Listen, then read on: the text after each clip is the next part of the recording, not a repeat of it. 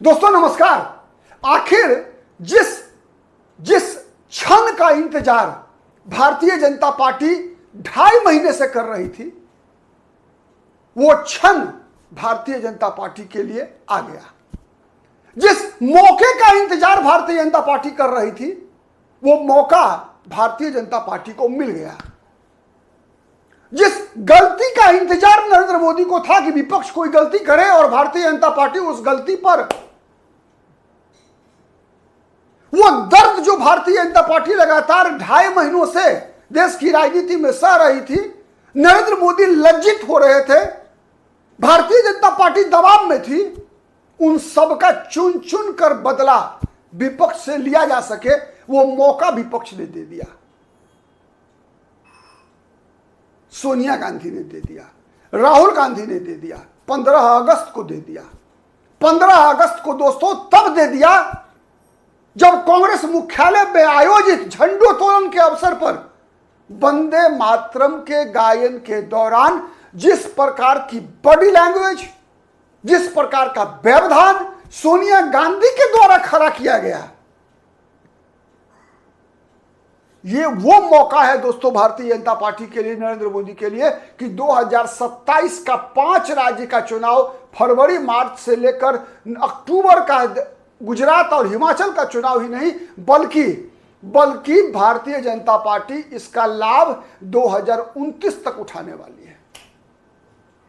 दोस्तों 1937 के कांग्रेस अधिवेशन के प्रस्ताव के हवाले से 15 अगस्त तो दोस्तों चली बीत गई बात, लेकिन उसके बाद फिर एक गलती, 15 अगस्त के दिन जो बातें हुई, चलिए ठीक है उस पर मिट्टी डाल देते। उसके बाद कांग्रेस क्या गलती करती है? अपनी कार्य समिति की बैठक करती है, नेशनल एग्जीक्यूटिव काउंसिल की, वर्किंग कमेटी की, NWC कांग्रेस बैठक करती है और उस बैठक में प्रस्ताव पारित करती है कांग्रेस पार्टी कि हम तो 2 ही छंद गाएंगे। 2 ही छंद गाएंगे। क्यों? इसलिए कि 1937 में कांग्रेस पार्टी ने अपने अधिवेशन में यह प्रस्ताव पारित किया कि भारत में अभी हम वंदे मातरम का 2 ही छंद गाएंगे। और यह वो मौका है दोस्तों जिसका इंतजार नरेंद्र मोदी को था। और दोस्तों वंदे मातरम राष्ट्रगीत है, राष्ट्रगान जनगण मन है, और इसके लिए अभी कानून बनाया गया। कानून छोड़ दीजिए, अलग विषय है। आज हम राजनीतिक प्रभाव की चर्चा करते हैं। दोस्तों मैंने बताया 1937 में किन परिस्थितियों में कांग्रेस के अधिवेशन में यह तय किया गया था। क्या आज वो परिस्थिति मौजूद है? यह बड़ा सवाल है दोस्तों। चाहे कांग्रेस पार्टी के राष्ट्रीय अध्यक्ष मुसलमान ही क्यों ना हो, ईसाई ही क्यों ना हो, आज सोनिया गांधी ईसाई है, क्रिश्चियन है, कोई भी हो, अंग्रेज भी थे दोस्तों, तब भी कांग्रेस पार्टी के अधिवेशन में वंदे मातरम गाया जा रहा था। यह इतिहास में दर्ज है। केवल 1937 के एक प्रस्ताव के हवाले से आप ये नहीं कह सकते कि कांग्रेस पार्टी के अधिवेशन में 1937 में जो प्रस्ताव पारित किया गया था हम उसी को मानेंगे, क्योंकि आपको पता नहीं है कि किस परिस्थिति में वो प्रस्ताव जवाहरलाल नेहरू ने पारित करवाया था। पता है आपको? दोस्तों मैं हूं प्रदीप कुमार, आप देख रहे हैं पॉलिटिकल आइडिया। दोस्तों किस परिस्थिति में वो पारित किया गया था पता है? वो परिस्थिति थी दोस्तों कि मुस्लिम लीग ने विभाजन के समर्थन में प्रस्ताव पारित कर दिया था। विभाजन, और उन दिनों मुस्लिम लीग को बहाना चाहिए था विभाजन कराने के लिए, और कांग्रेस में कुछ लोग थे ऐसे जो विभाजन रोकना चाहते थे किसी भी कीमत पर। तो जैसे कई बार होता है ना कि अगर आपको किसी परिवार को एकजुट रखना है तो परिवार के कुछ सदस्यों की नाजायज मांगों को भी कुछ क्षण के लिए आपको मान लेना पड़ता है। तो कांग्रेस यह प्रयास कर रही थी कि किसी भी कीमत पर भारत के विभाजन को टाला जाए, रोका जाए, मनाया जाए, समझाया जाए। दोस्तों कांग्रेस के राष्ट्रीय अध्यक्ष जब मुसलमान हुआ करते थे, चाहे वो नवाब सैयद मोहम्मद बहादुर रहे हो, चाहे सर विलियम वेडरबर्न रहे हो, चाहे एनी बेसेंट रही हो, चाहे सैयद हसन इमाम रहे हो बंबई अधिवेशन में, चाहे मैं केवल गैर हिंदुओं का नाम बता रहा हूं दोस्तों, हकीम अजमल खान रहे हो, मोहम्मद अली जौहर जिनके नाम पर आजम खान ने उत्तर प्रदेश में यूनिवर्सिटी बनाया है दोस्तों, ये रहे हो, सरोजनी नायडू रही हो, मुख्तार अहमद अंसारी रहे हो दोस्तों। ये जितने भी मुसलमान अध्यक्ष मैंने बताया दोस्तों, सबके कार्यकाल में कांग्रेस के अधिवेशन में वंदे मातरम गाया गया। लेकिन कहा जाता है कि जब जैसे जैसे पाकिस्तान की थ्योरी आगे बढ़ रही थी, वैसे वैसे बार्गेनिंग पर मैंने दबाव बनाने के लिए अलग अलग प्रकार की मांगे निकाली जाती थी, और उसमें एक लाया गया कि वंदे मातरम में इस प्रकार से हिंदू देवी देवताओं की, उससे पहले उनको नहीं दिखता था, किसी को उसमें सांप्रदायिकता नहीं दिखती थी, माँ दुर्गा, माँ काली, माँ सरस्वती नहीं दिखती थी। लेकिन उसके बाद तब जब मुस्लिम लीग को पाकिस्तान के पक्ष में माहौल बनाने की आवश्यकता थी, तब तो कांग्रेस के लोगों ने सोचा कि चलो यार, इनको संतुष्ट करने के लिए इनकी बहकावे में मुसलमान ना आ जाए, यानी मुस्लिम लीग के नेताओं के बहकावे में मुसलमान ना आ जाए, इसलिए चलो इस मांग को मान लेते हैं कि हम 2 ही छंद गाएंगे। तो ये था प्रस्ताव। ऐसा नहीं था कि वो विवादित है 2 छंद के बाद इसलिए कांग्रेस ने उसका विरोध किया, ऐसा नहीं था। वो विवादास्पद है। आज क्या प्रोजेक्ट किया जा रहा है? आज प्रोजेक्शन ये है कि वो विवादास्पद है, वो गलत है, वो नाजायज है। 2 छंद के बाद जितने भी छंद है आगे, वो नाजायज है, वो गलत है, ये दावा किया जा रहा है।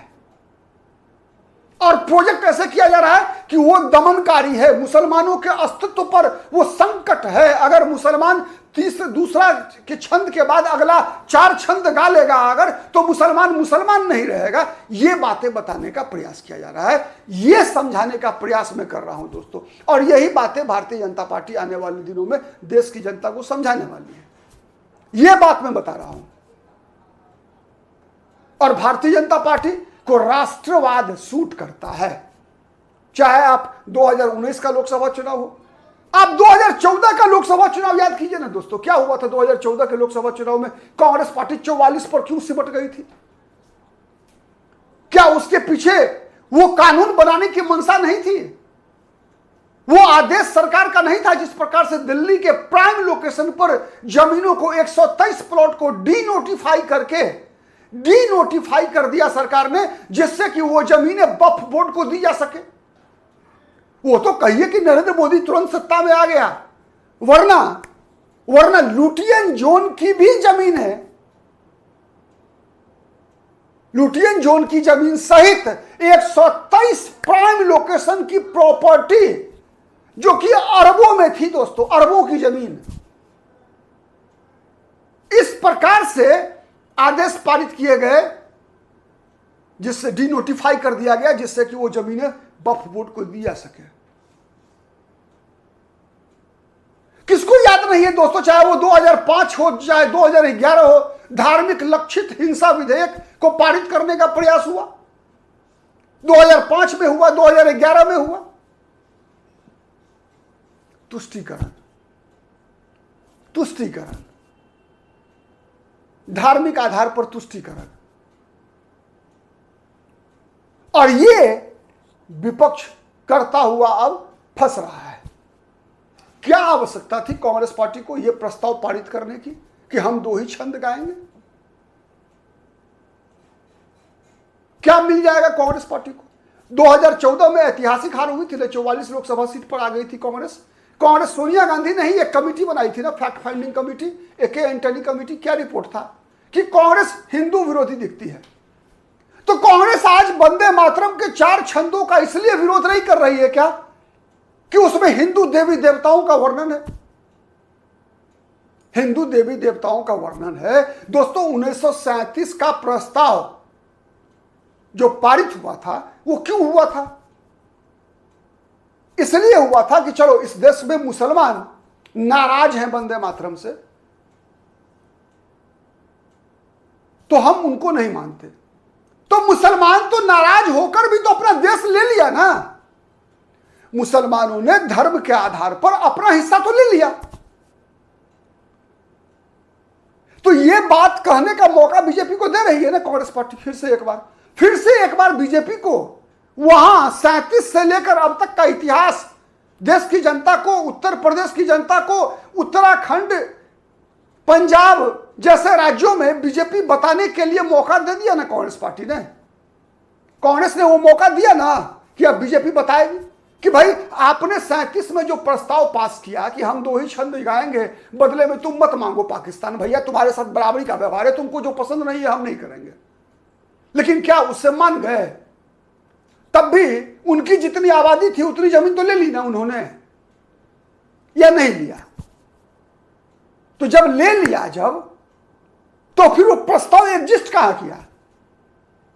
आप तो गिव एंड टेक कर रहे थे ना कि तुमको तुष्ट करने के लिए, संतुष्ट करने के लिए हम ये प्रस्ताव पारित कर रहे हैं। लेकिन जब तुम नहीं माने तो फिर ये बचा हुआ हिस्सा किसका था? किसका था ये बचा हुआ हिस्सा? ये बताइए। सीधी सी बात है, ये बचा हुआ हिस्सा किसका था? बताओ। तो ये बात समझाने का बीजेपी को मौका दे दिया है कांग्रेस पार्टी ने, और इसीलिए आपने देखा होगा कांग्रेस का प्रस्ताव पास हुआ, बीजेपी ने क्या आरोप लगाया कि ये जिन्ना वाला फैसला है, ये जिन्ना वाला फैसला है। दोस्तों, आजादी से पहले भारत के अंदर जब से मुस्लिम लीग की स्थापना हुई तब से Congress was known as a Hindu party and Muslim League was known as a Muslim party। यही सच्चाई थी ना, ये सच्चाई थी। अब वही बीजेपी कह रही है कि नाउ जो रोल जिस रोल में पहले मुस्लिम लीग हुआ करती थी, अब उसी रोल में कांग्रेस आ गई है और भारतीय जनता पार्टी आ गई है उस रोल में जिस रोल में कांग्रेस हुआ करती थी। यही बात बीजेपी कह रही है लोगों को, यही बात बीजेपी लोगों को बता रही है। दोस्तों, कई बार मैंने कहा है कि कई बार भारतीय जनता पार्टी को मौका, लगातार बीजेपी जीत रही है ना, उसके पीछे कारण है विपक्ष। समझ नहीं पा रहा है भारत को, विपक्ष समझ नहीं पा रहा है। दोस्तों, कहा जाता है, जहां तक मेरा व्यक्तिगत मानना है, आप लोग कितने संतुष्ट होंगे मुझे नहीं पता, मेरा मानना है कि किसी भी एक व्यक्ति को 2 टर्म से ज्यादा एक पद पर नहीं रहना चाहिए। मैं इस मतलब का हूं, ठीक है। कई दर्शकों को बुरा लगेगा जो मोदी जी के भक्त हैं, समर्थक हैं, ठीक है, उनको बुरा लगेगा। लेकिन मेरा मानना है दोस्तों कि 2 कार्यकाल से अधिक किसी को अपने पद पर नहीं रहना चाहिए। तीसरे कार्यकाल में किसी दूसरे व्यक्ति को आना चाहिए।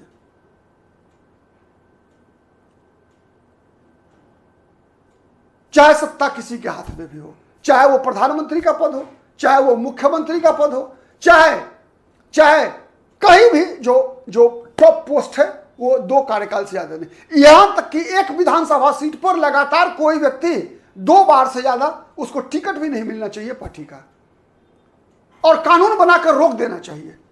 क्योंकि उसी से क्या होता है, सामंतवाद का जन्म होता है, उसी से जिसे हम कहते हैं नेपोटिज्म, उसका उदय होता है। नेपोटिज्म, बाप के बाद बेटा, बेटा के बाद पोता, है ना, कई राजनीतिक दल में है ऐसा। तो ये नेपोटिज्म जो है उसी से जन्म लेता है। लेकिन अगर आप 2 कार्यकाल के बाद कानूनी रूप से अगर बंद कर देंगे, अगर अमेरिका में है ऐसा कानून कि लगातार 2 टर्म से ज्यादा आप नहीं रह सकते हैं वहां के राष्ट्रपति, तो ऐसा करना चाहिए। आप कितने सहमत है बताइएगा, ठीक है। उसके कई लाभ होते हैं लोकतंत्र को, कभी किसी और दिन चर्चा करेंगे उसके बारे में।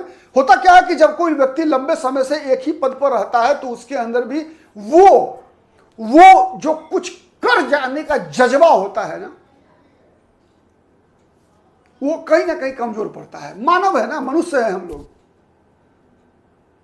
हर व्यक्ति की एक सीमा होती है, एक जोश होता है शुरुआत के दिनों में, 10 साल बहुत है। और दूसरा, तब लोग सोच लेता है कि मेरी तो पिताजी की है, लगता है कि मेरे लिए ही बना हुआ है। मैं नहीं जानता कि मोदी जी के मन में ये है या नहीं है, लेकिन मोदी जी को भी लगता है ना, कई बार लगता होगा कि भाई मुझे तो कोई हरा नहीं सकता है, क्योंकि विपक्ष इतना कमजोर है, कोई हरा नहीं सकता है। विपक्ष बार बार गलती करता है, हरा नहीं सकता है। तो इसके अंदर मुझे लगता है कि वर्क एफिशिएंसी घट जाती है।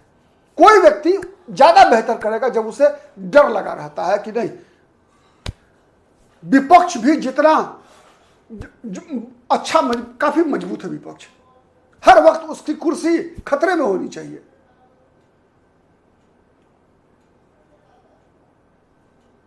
तो आप कितने सहमत हैं बताइएगा। लेकिन मुझे लगता है दोस्तों कि भारतीय जनता पार्टी मई महीने में हनीमून पीरियड में थी, जब पश्चिम बंगाल में भारतीय जनता पार्टी को ऐतिहासिक विजय मिला था। लेकिन जून, जुलाई और अगस्त का first half Bharatiya Janata party बहुत दबाव में रही, और उस दबाव से निकालने में विपक्ष ने जो वंदे मातरम के मुद्दे पर गलती कर रही है,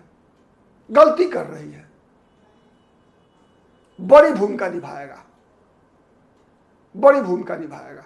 भारत को लोग नहीं समझ पा रहे हैं। भारत बदल रहा है भारत। मुझे लगता है कि पश्चिम बंगाल और असम विधानसभा का चुनाव का परिणाम एक बहुत बड़ा संकेत है। नहीं सीख पा रहा है विपक्ष। बात करेंगे इस पर अलग से कि विपक्ष क्यों नहीं पश्चिम बंगाल और असम के चुनाव परिणाम से सीखता है भारत में। इंतजार कीजिएगा दोस्तों, बात करेंगे इस पर कि विपक्ष क्यों नहीं पश्चिम बंगाल और असम के चुनाव परिणाम से सबक ले रहा है। बड़ी कीमत अदा करनी पड़ेगी विपक्ष को अगर पश्चिम बंगाल, असम, केरल के चुनाव से, तमिलनाडु के चुनाव से अगर कोई सबक नहीं ले रहा है भारत में विपक्ष ना, बहुत बड़ी गलती कर रहा है। और तब ये लोग कहेंगे क्या? ये लोग कहेंगे ज्ञानेश कुमार ने खेला कर दिया है, ईवीएम ने खेल कर दिया है। बेसिर पैर की बातें करेंगे और गलती करेंगे खुद। आप कितने सहमत हैं बताइए कमेंट करके दोस्तों। आज के लिए इतना ही, फिर मुलाकात होगी।